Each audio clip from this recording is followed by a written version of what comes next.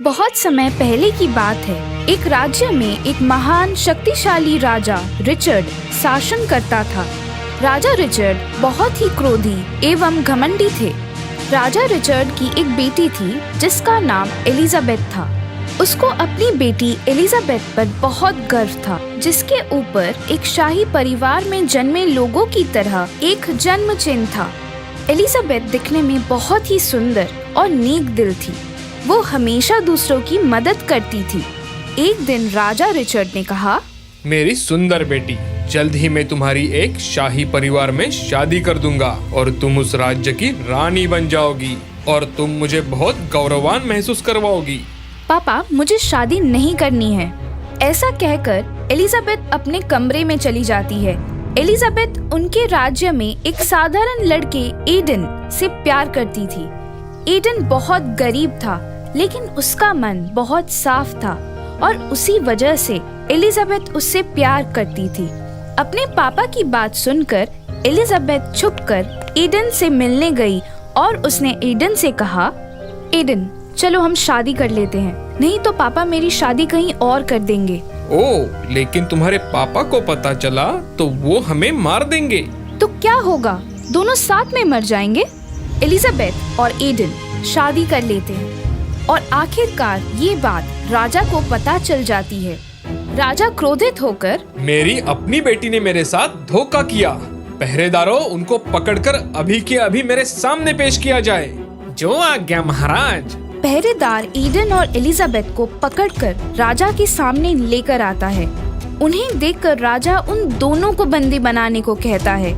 एक दिन एलिजाबेथ एक पहरेदार से, तुम मेरे पास की सारी हीरो की अंगूठियां रख लो, लेकिन मुझे यहाँ से निकलने में मदद करो। राजकुमारी, अगर राजा को पता चला तो वो मुझे मार डालेंगे। लेकिन एलिजाबेथ की दी हुई अंगूठियों की कीमत पहरेदार के लिए बहुत थी, इसीलिए उसने एक खुफिया रास्ता बताकर एलिजाबेथ और एडन को भाग जाने में सहायता की। दूसरे दिन उनकी भागने की खबर राजा रिचर्ड को पता चली। वे गुस्से से बोले, मेरी बेटी ने मेरे साथ फिर धोखा किया। तभी राजा पूरे राज्य में ऐलान करता है कि जो उसकी बेटी को ढूंढ कर निकालेगा, उन्हें राज्य का कुछ हिस्सा मिल जाएगा। इधर एलिजाबेथ और एडन दूसरे राज्य में जाकर रहने लगते हैं। एक साल बाद एलिजाबेथ एक प्यारी सी बच्ची को जन्म देती है। उसके हाथ पर भी शाही परिवार में जन्मे बच्चों की तरह एक वैसा ही जन्म चिन्ह था। एलिजाबेथ की बच्ची ईव अपनी माँ की तरह बहुत ही सुंदर थी। अब वो तीनों राज्य के साधारण लोगों जैसे जीवन बिता रहे थे और तीनों खुशी खुशी रहने लगे। अब कुछ साल बीत गए। ईव अब बड़ी हो गई थी। वो भी बड़ी होकर एक निडर योद्धा बन गई। इधर राजा रिचर्ड के राज्य में एक भय सा छा गया था। एक बहुत ही भयंकर दरिंदा था जो हर महीने आता और लोगों को आतंकित करता और उनके पास की मुर्गियां, भेड़े उठा ले जाता।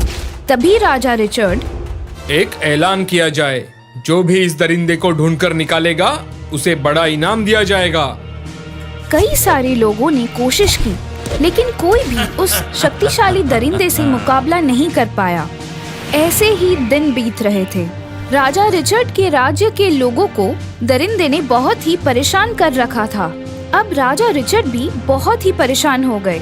उनके पास का अब सारा धन भी समाप्त होने को आया था। एक दिन एक योद्धा रोनाल्ड घोड़े पर एलिजाबेथ और एडन के गांव आया। लगता है राजा रिचर्ड का राज्य बहुत दूर है। मुझे कुछ समय के लिए यही आराम करना चाहिए।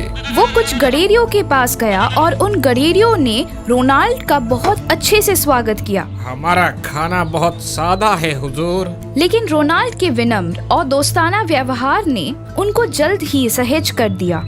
उसने चारों ओर देखा। चारों ओर की जमीन फूलों से पूरी तरह भरी हुई थी और ईव गडेरियों के साथ नाच रही थी। उसे ईव देखते ही बहुत पसंद आई। उसने गडेरियों से पूछा, वो कौन है? वो एलिजाबेथ और एडन की बेटी है।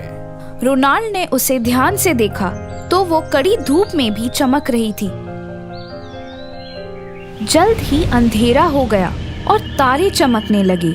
अभी मुझे जाना चाहिए। तभी वहाँ ईडन आता है। वो आदमी कौन है? वो यात्रा पर निकला हुआ एक योद्धा है। उसका नाम है रोनाल्ड। रोनाल्ड, तुम कहाँ जा रहे हो? मुझे राजा रिचर्ड से मिलने जाना है। तुम अभी मत जाओ, ये जंगल रात में जाने के लिए बहुत ही खतरनाक है। अब तुम हमारे साथ हमारे घर चलो, आप बहुत दयालु है। ईडन, ईव और रोनाल्ड तीनों घर आते हैं। रात में ईव अपने घर के आंगन में बैठी थी।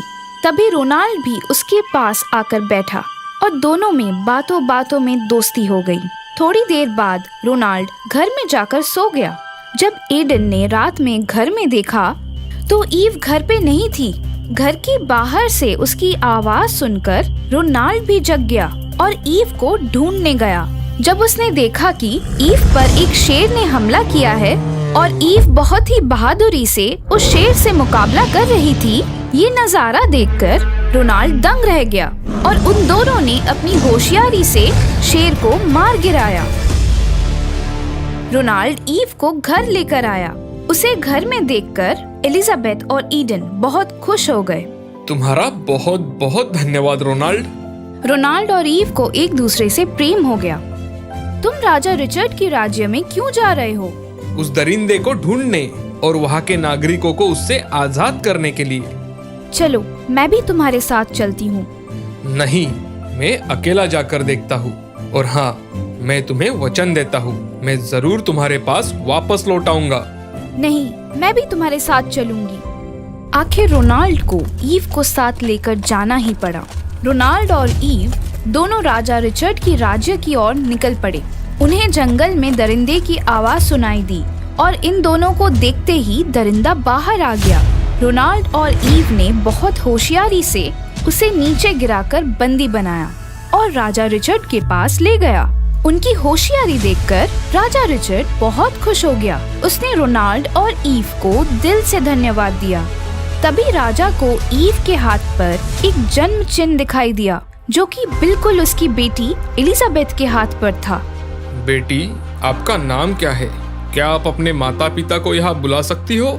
जी, मेरा नाम ईव है, लेकिन मेरे माता पिता दूसरे राज्य में रहते हैं। तभी राजा ने अपने सेवकों से दूसरे राज्य में जाकर एलिजाबेथ और एडन को अपने राज्य में मान सम्मान के साथ लेकर आने को कहा। सेवक उन दोनों को राजा रिचर्ड के राज्य में लेकर आए। तभी एलिजाबेथ को देखकर राजा रिचर्ड बहुत खुश हुए। मेरे अहंकार की वजह से तुम्हें मुझसे इतने साल तक दूर रहना पड़ा। आज मेरी पोती की वजह से हमारा पूरा राज्य उस दरिंदे की जाल से मुक्त हो गया है।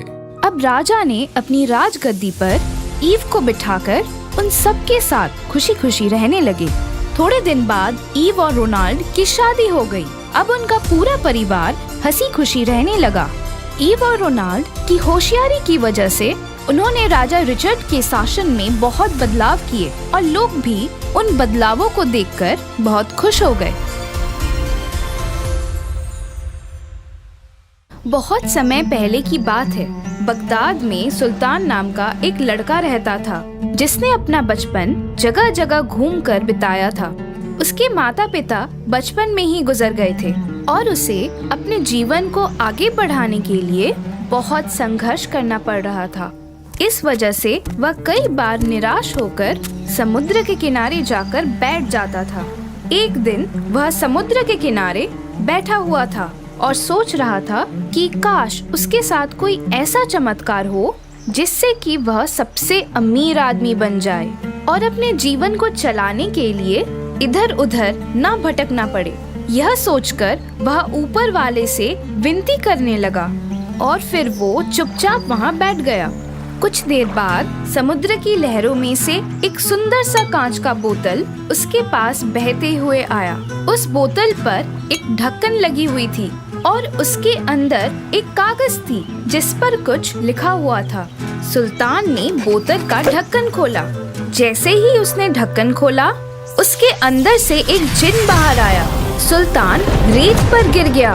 वह डर गया था। तभी उस जिन ने कहा, क्या हुक्म है मेरे आका?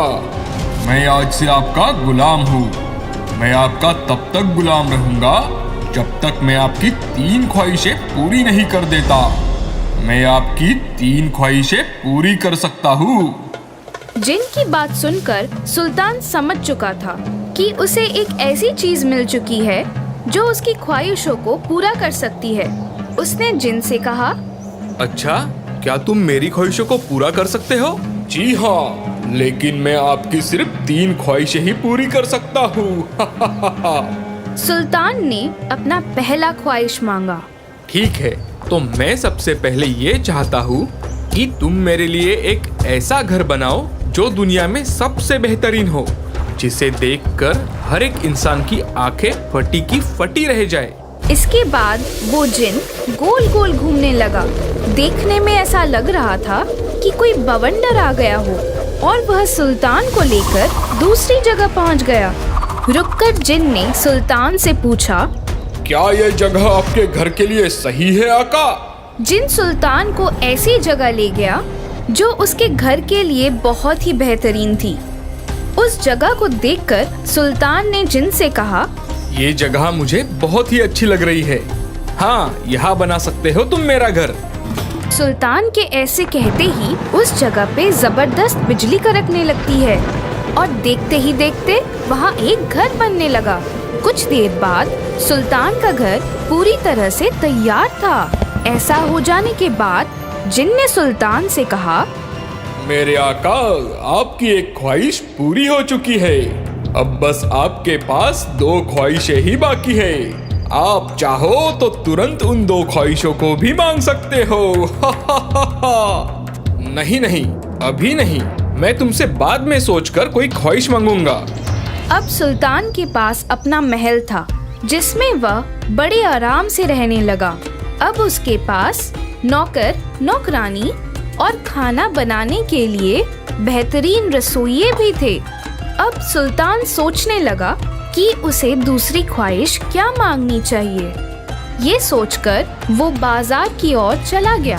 बाजार में उसने कुछ ऐसे बच्चों को देखा जो भूखे थे और दूसरों से खाना मांग रहे थे। उन बच्चों को देखकर सुल्तान को अपनी बात याद आ गई। एक समय गरीबी में उसे भी इसी तरह रहना पड़ा था, इसीलिए वह उनको देखकर उदास हो गया। वो उनके लिए कुछ करना चाहता था, इसीलिए वो अपने महल गया और जिन से बोला, ए जिन, मैं तुमसे अपनी दूसरी ख्वाहिश मांगना चाहता हूँ। जी, हुक्म करिए मेरे आका। सुल्तान ने अपनी दूसरी ख्वाहिश मांगी। मैं चाहता हूँ कि आज से कोई भी बच्चा भूखा ना रहे। उन्हें कभी भी खाने के लिए दूसरों से कुछ भी ना मांगना पड़े। जिन ने सुल्तान की ख्वाहिश सुनी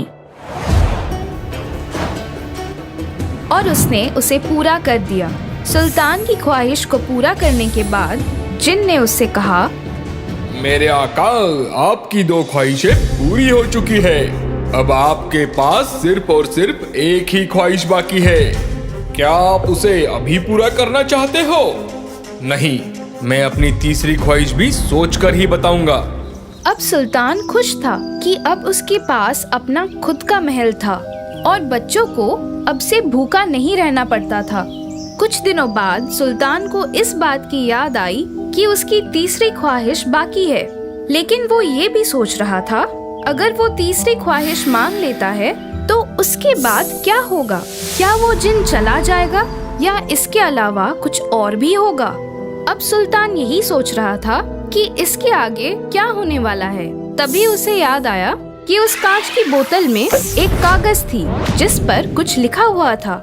वह तुरंत अपने बोतल को खोजने लगा। जैसे ही उसे वो बोतल मिली, तब उसने उस कागज को बाहर निकाला। उस कागज में लिखा था, कोई भी व्यक्ति इस जिन से 3 ख्वाहिशें मांग सकता है, लेकिन 3 ख्वाहिशें पूरी हो जाने के बाद उस व्यक्ति को सारी जिंदगी इस बोतल में कैद होकर रहना पड़ेगा। इसके बाद वो जिन आजाद हो जाएगा। ये पढ़ते ही सुल्तान घबरा जाता है। अब वह डरा हुआ था और बार बार सोच रहा था कि वो आगे क्या करेगा। तभी उसे एक तरकीब सूझी और उसने जिन को बुलाया। जिन उसके सामने हाजिर हुआ और वो बोला, क्या हुक्म है मेरे आका? ए जिन, मैं अपनी तीसरी ख्वाहिश भी पूरी करना चाहता हूँ। जैसे ही जिन ने यह सुना, वो अंदर ही अंदर खुश होने लगा। वो सोच रहा था कि वो हमेशा के लिए आजाद हो जाएगा और उसे बोतल में नहीं रहना पड़ेगा। फिर सुल्तान ने अपनी तीसरी ख्वाहिश मांगी। मेरी तीसरी ख्वाहिश ये है कि अब से तुम सारी जिंदगी मेरे गुलाम रहोगे और मेरे मर जाने के बाद तुम वापस इस बोतल में चले जाओगे। ये सुनकर जिन गुस्से से चिल्लाने लगा, लेकिन वो कुछ नहीं कर सकता था। अगर वो ऐसा करने से मना करता तो उसे अंत काल तक नर्क में जाना पड़ता।